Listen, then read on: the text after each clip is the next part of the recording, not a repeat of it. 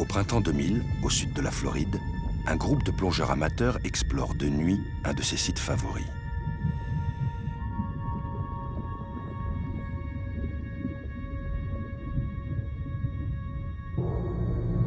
Dans le faisceau d'une lampe, se découpe soudain la silhouette d'un poisson que personne n'a jamais vu dans les eaux de l'Atlantique. Le poisson inconnu n'est pas seul. Les plongeurs stupéfaits découvrent qu'il y en a des dizaines. Une des membres du groupe croit identifier un poisson-lion, mais elle s'interroge. Le poisson-lion est un poisson asiatique, et jusque-là, personne n'en a jamais signalé dans les eaux américaines. La plongeuse ne s'est pas trompée. Pterois volitans, ou poisson-lion, qui est une rascasse originaire de l'océan Indien et du Pacifique, est bien arrivée sur la côte atlantique des États-Unis à la fin du siècle dernier.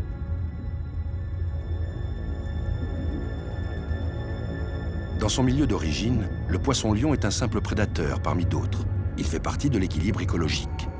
Mais ici, dans l'Atlantique, il se change en une terreur des mers. Il dévore tout sur son passage, avale tous les poissons quand ils sont encore petits, gobe les larves de crevettes et de langoustes. Aussi bien dans les mangroves que dans les récifs, il engloutit ses concurrents et prédateurs avant qu'ils aient la taille de s'attaquer à lui. Partout où il prospère, la vie marine s'appauvrit et les récifs tropicaux se changent rapidement en désert.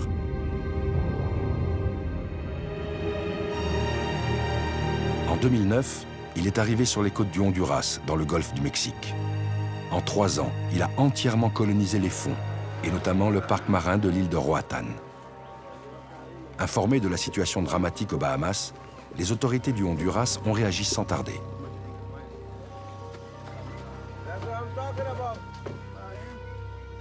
Elles ont lancé une campagne de lutte. Des harpons ont été distribués aux populations locales et des dizaines de concours de chasse sous-marine sont organisés tout au long de l'année. Des milliers de poissons-lions sont ainsi éliminés régulièrement.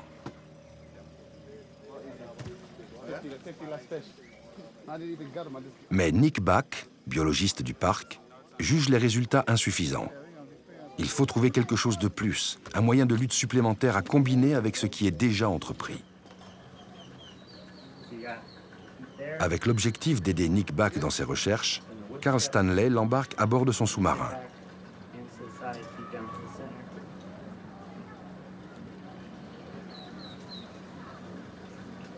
Mieux combattre un ennemi passe par son observation. L'observer sans relâche pour le connaître tous les jours davantage. Cette devise aux accents militaires s'applique parfaitement au combat que mènent les biologistes contre Pterois volitans.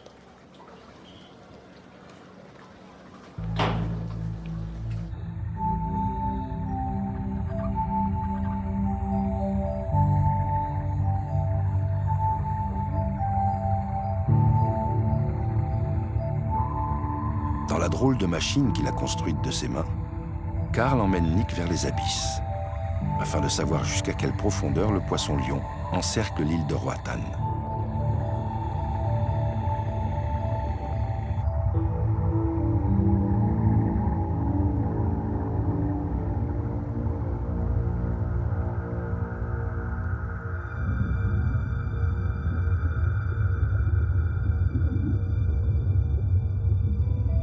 Plus on descend, plus la lumière du jour est absorbée par l'épaisseur d'eau.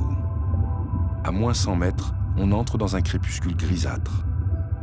À 150 mètres, il fait nuit noire. La descente se poursuit. On approche des 600 pieds, 200 mètres, l'objectif de la plongée. Nick est concentré, c'est la première fois qu'il descend si profond. Essaie d'avoir celui-ci. Je pense qu'il y en a un ici. Tu devrais en voir un ici. Ah, ils se sont collés sur le côté. Ah ouais. Il y en a un gros près de ce corail. Ah oui, le voilà.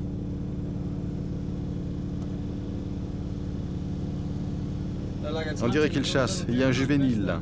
Oui, oui. Il va en avoir un. Ah, en voilà un gros. Regarde celui qu'il veut, regarde-le. Voilà un poisson de belle taille.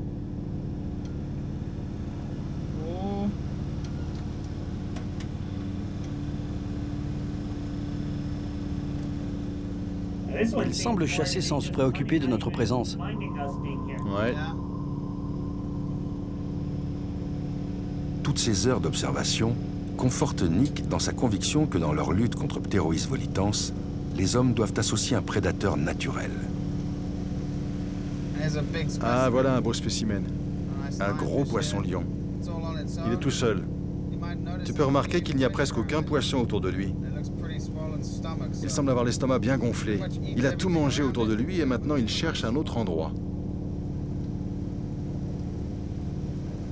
Carl, Oui? lors d'une plongée courante, Oui? quand tu descends à 300 mètres, combien de poissons-lions tu vois? À 300 mètres, peut-être 10. J'en vois à 250 mètres, mais la plupart du temps, on en voit surtout entre 1 et 120 mètres. Ok, ils vont donc jusqu'à plus de 250 mètres. Mais la plupart sont entre 1 et 100 mètres. Entre 1 et 120 mètres. Donc en trouver ici à plus de 150 mètres n'est pas anormal. Mais ils sont plus nombreux, moins profonds. Oui. Si on va à 100 mètres, il y en aura partout.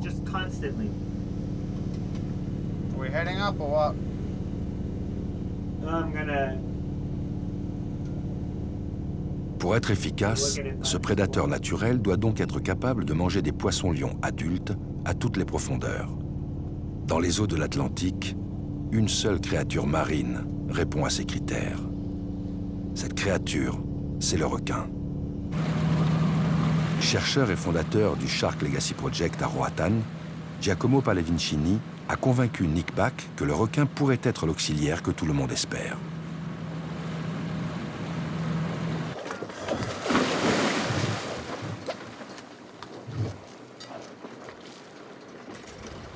Les deux chercheurs se préparent à tenter une expérience sur le spot le plus fréquenté par les requins et encore infesté de centaines de poissons-lions, malgré le dernier concours de pêche sous-marine organisé une semaine auparavant.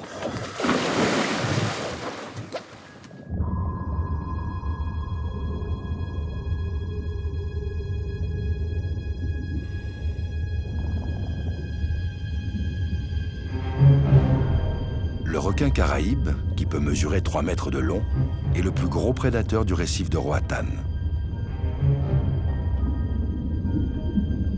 Mais comme le mérou et les autres prédateurs de cette partie du monde, le requin est indifférent aux poissons-lions. Il ne sait pas que le nouveau venu est bon à manger.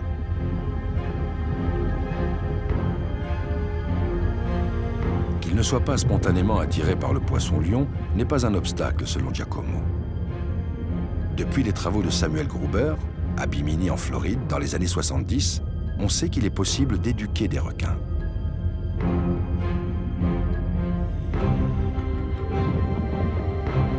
Giacomo a donc décidé d'entraîner les requins du récif à reconnaître le poisson-lion comme une proie possible.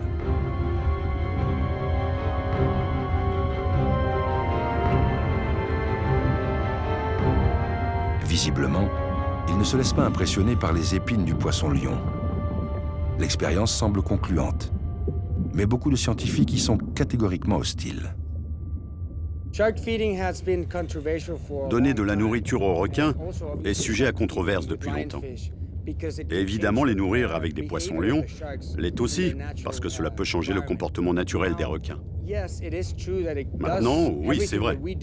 Tout ce qu'on fait sous l'eau affecte leur comportement. Présenter du poisson-lion à un requin, qui est un nouvel organisme qu'il n'a jamais vu avant, particulièrement dans les Caraïbes, a eu un effet positif, parce que nous ne l'avons fait qu'un petit nombre de fois sur 2 ou 3 mois. Et après, nous ne l'avons plus fait. Et il semble que les requins se sont mis à considérer d'eux-mêmes les poissons-lions comme une source de nourriture.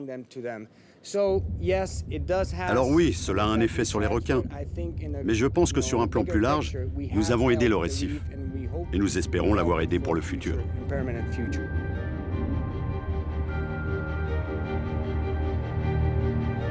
Même si Giacomo Pallavicini a raison, ce qui demande encore à être démontré, les requins ne seront au mieux qu'un élément régulateur. Pourra-t-on un jour arrêter la progression du poisson-lion ?